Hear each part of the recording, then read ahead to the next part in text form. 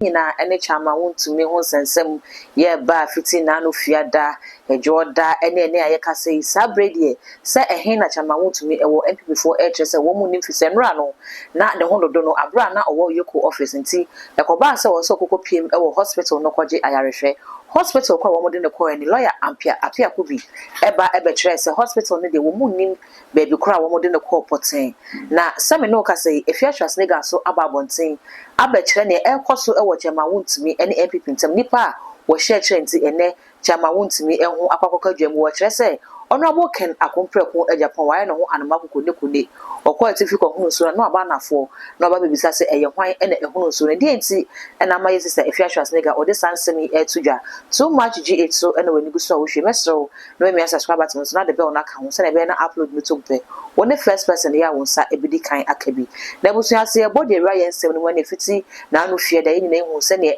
BNI4 ekokopie mu ewo Kumase abra na wo mo kwakopɛ chairman Wuntumi na so mkoye no wo mo nsa ankoka no adekode potin ya na chairman Wuntumi aye nti wo mo kwakofa no ede na bo makache ne de na obi nim wo ma amfa ma metudwa ko enom ko fie ho se wo mo kwakɔhwe no mkoye no sa anka no e ma chairman akra ba bonten ebe bob na kra sun yegu MPP4 ne Ghana fo so kire se adan wonye Ghana nim bi na fie de no waya nti NDC party ejojo ne sei e kire se na account kra wo di sika edididi bi kra tu ne school fees no NDC party no afrozen sa account no to be den e na wadidi na so ne nyina mu no chairman Wuntumi e de ne ho eba be kire CID headquarters eye adwode ye atwam omo bisa ne nsem wie no kire se on kwade chia one sign emfa ne ho ema meche nti no wo ma ne bill two charities ne mom sika na da so ne de abusia wo mo amfa ama meto abonten chairman ko fi ade chi wo sign de ne ho ba be kire se ne wo mo ene ne kan no de ne ho be kire wi afo mbisa ne nsem ba ko mienu bi enom kire se o betimi akọ ekwan so wo kwa ena yokufo so esan kotwa na kwantifi ekoche no eno ena kokode edibre ekoba ena MPP4 mpenifo ekokopie mu ewo EOCO office wo bi te se former general meche John Boadu ekopie mu ewo hobi JFK ekokopie mu ewo hobi Sami bi mu nyina ekopie mu ewo ha na wo mu nyina etwen senka e ma chairman Wuntumi bi na so mu ye ya ankwa kosi agafi ne kopie mu ba ne se chairman eho dodo ne nti wo mu na kwa kopie mu hospital ba ena mu ne kopie mu a wo mu entimi ache na busia ensemi ekoso na afia kwakoda ne enkomo Ghana mu akoche mienu MPP4 mu so akoche mienu ebita chairman Wuntumi echebi so kire se ne ekoso ne de ye pa ebisabra chairman Wuntumi onya atumi no ne refi formofo ono nkwa na tesoro na wo dide ne gold back ase na oyi no TV station so any radio station so ne nsema hodo a na wo ka tise ne ono akasa kwa konya na asem de ne wala kofa ba kyerɛ ho na ebi so kire se ne nanka one Dr. Muhammadu Bawumia etie ya wo de ne support ne bibia kwota doctor echi de anka ne ekoso na nipa wo mo he ne kwan Dr. Muhammadu Bawumia se beye nanka ba bepie mu ho no we hu se wa beka bibi kwa de afasa ensem no se me no ka se de wo meka hwe emfa fa ho ne mom honorable Ken Akompreko Agyapong ene kokopie mu ewo EOCO ya ode na no disem kakra etu dwabusan yankwes abra honorable kopie mu ewo EOCO ene ensem a ode tu dwane yakoba afi ne exist fiatras nega ejina so nti a woka se Ken ene hye ne nsa ehya ase no yakobo eno so ne eti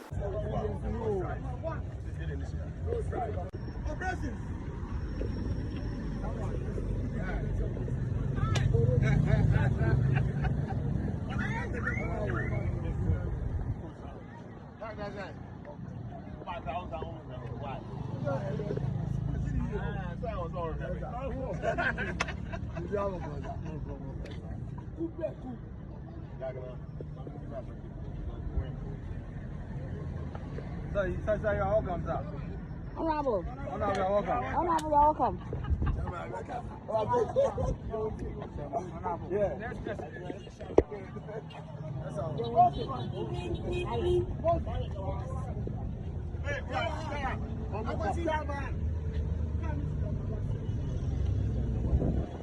Honorable, any other for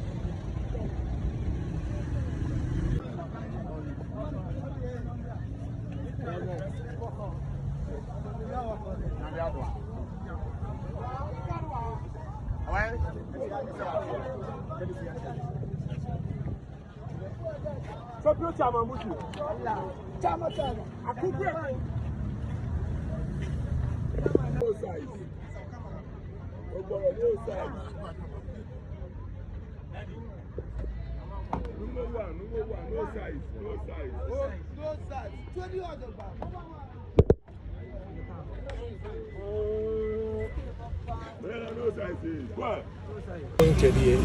MPP for near Yankasa. And then I read 2 videos. Alex Tete and the former chairman. You know, say Assemblea and party engineer near one. Na fei na your personal problems and your work. A day better a divided party na why. Because send this be winning a unity. Your parliament. Emrebia honorable to force and court. NDC for no board red. Now my boycott to parliament. Court to we and sound mapa. I don't know what has become of us. So we MPP ni power be a obi pentino obi ehu basama ni jubility. Why Sama corner anas see a money 18 million less to Swampa and Lukura. Now MPP for boom and money thumbs up. Meanwhile, I defended MPP. What you say? And they won't be some about who share party for Alex Tate. Me go funu ankasa. Call the mechi obi afi say nia wo ye no meka ho. Enya enyo ma bia ebe boa party. Mumma ekro yemra party solidarity. Enyina so aye bone so. Enjabusia honorable ekoko piem wo no de nsem we nyina etu dwadu echi na ye sister efiahwe asne ga nyina nim se ne eja woye MPP ni mapa ne woka MPP anu waka no na yenso ye nim se ne nsensem bia wo ono ene honorable kana kompre ko Agyapong ntama ono afia etre se Kennedy pa betima be flag bearer de MPP de ene wo gon ensida ena afia etre se we eye hwehwe anu mu na eken kwa woko ho nyina wo boa ono a ena hyetre na wo tre se honorable kana kompre ko Agyapong aka no ho ntama ono wo nim se party na wokwa kopre ku flag bearer na nya de obenya intene wa sign mo maso aka na no nteso kire se party no se eno enko na fa de na emo ye nyina wo be se party nti ode chema Wuntumi na ahyase ya wodi kan amya chi no kire se enye ono nko a enkrofobia ka wo NPP mu a afiatwase ne ga kire se honorable ken akompre ko Agyapong ene NDC fo no akwa apam se safo no nyina wo mu enchi wo mu fagum sei ene fianso eka ne nsem no esifai Afi why na ma ye be chirichiri ma Wuntumi eye Kennedy Agyapong me say eye Kennedy Agyapong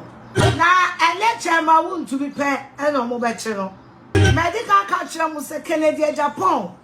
any NDC for and aqua contracts Kennedy say one wonim say NPP flag bearer no onya but always set a confusion now what say NPP party no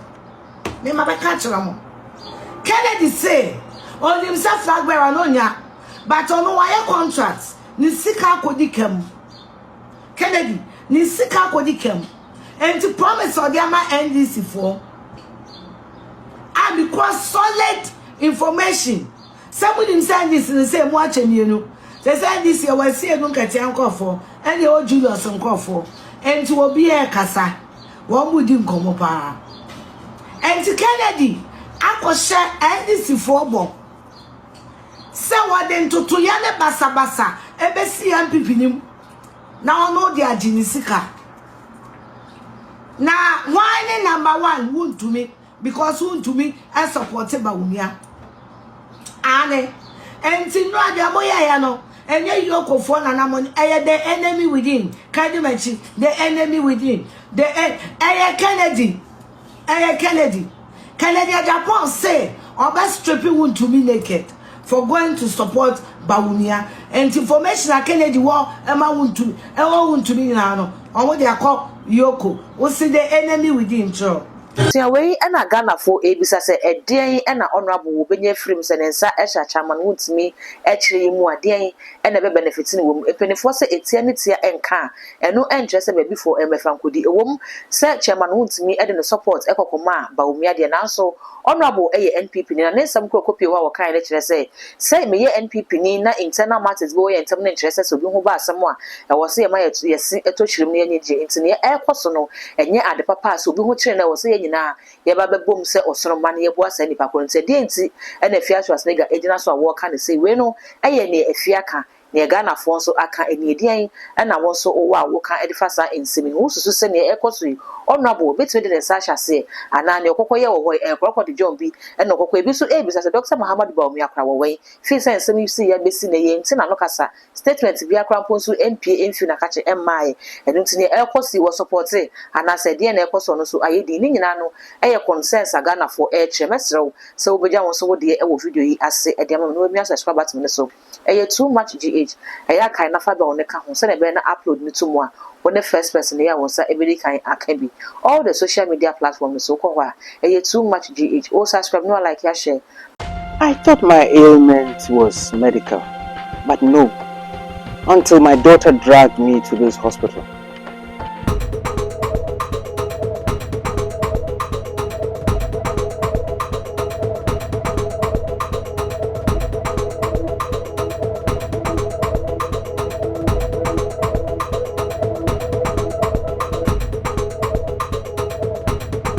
Prophet Dr. Abednego's teaching hospital, where they apply castoplanto technology for treatment.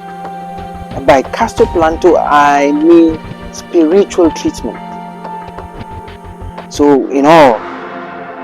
thank God for castoplanto technology treatment. That is why I am alive today and one whole piece. Oh, Shisha, I know you want to buy your Prophet Dr. Abednego Invisible Teaching Hospital. For your spiritual healing, please come to Nsawamu Ureku Liberty House, where the hospital is located, or Kingdom of God Ministry International or Twase. For further information, please contact the following numbers: 020-859-9576 or 027-897-7215. Yesu, Mone Jumo.